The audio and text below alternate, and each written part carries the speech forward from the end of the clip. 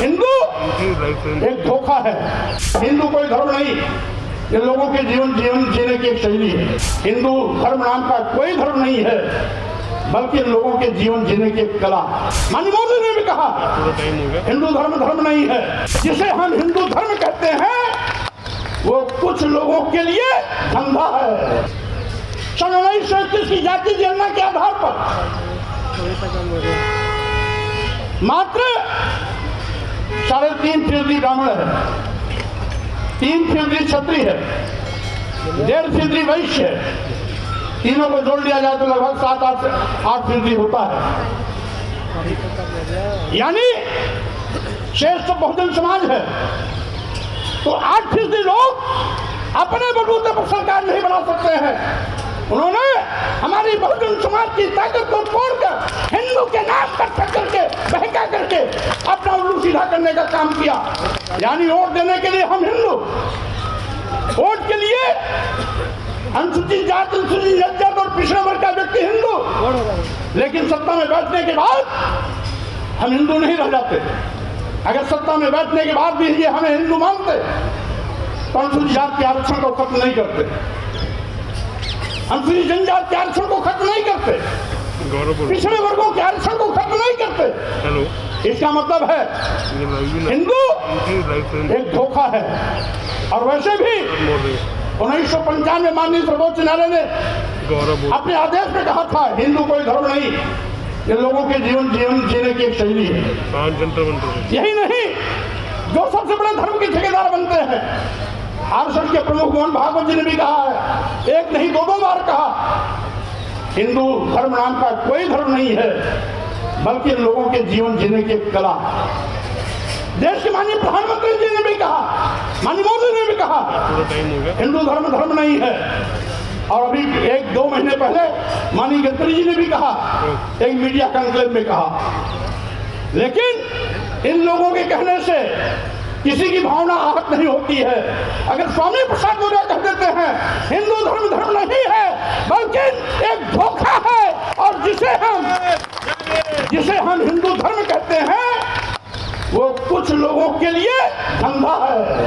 जब हम कहते हैं कि ये कुछ लोगों के लिए धंधा है, तब पूरे देश में भूचाल मच जाता है। लेकिन वही चीज अगर मोहन भागवत जी कहते हैं, माननीय प्रधानमंत्री नरेंद्र मोदी जी कहते हैं, माननीय गडकरी जी कहते हैं, तो किसी की भी भावना आहत नहीं होती। अगर वही चीज स्वामी प्रसाद मौर्य कह देते हैं तो लोगों की भावना इतनी कमजोर होती है कि उनकी भावनाएं आहत हो जाती है। क्या विडंबना है।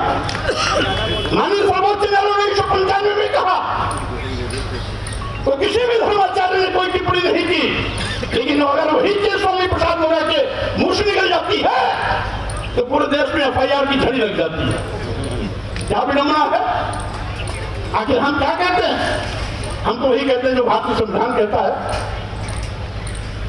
अनुच्छेद 14 में सबका स्पष्ट है कि धर्म, वर्ण, जाति, लिंग, जन्म स्थान के आधार पर किसी के साथ कोई भेदभाव नहीं किया जा सकता। अगर भेदभाव नहीं किया जा सकता तो सत्ता में बैठे हुए लोग आज खुला हमारे साथ सत्ता व्यवहार क्यों कर रहे हैं?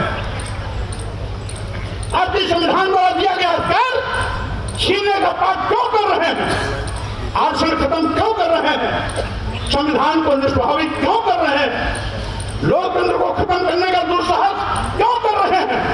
और यही नहीं, ये तो देश को बेचने का भी पाप कर रहे हैं। साथियों, आज सही मायने में जब से डबल इंजन की सरकार वाले आए हैं, सरकारी नौकरियां गायब हो गई। आज देश के नौजवान बेरोजगारी का दंड झेल रहे हैं। करोड़ों नौजवानों को आज बेरोजगारी का सामना करना पड़ रहा है। उनके सामने रोटी का संकट है, उनके सामने पेट की रोटी की भूख है। अभी पार्लियामेंट में जो घटनाक्रम घटित हुई वो भाजपा के सांसद के पर्ची पर ही उनकी प्रवेश हुई थी, लेकिन उसके बावजूद भी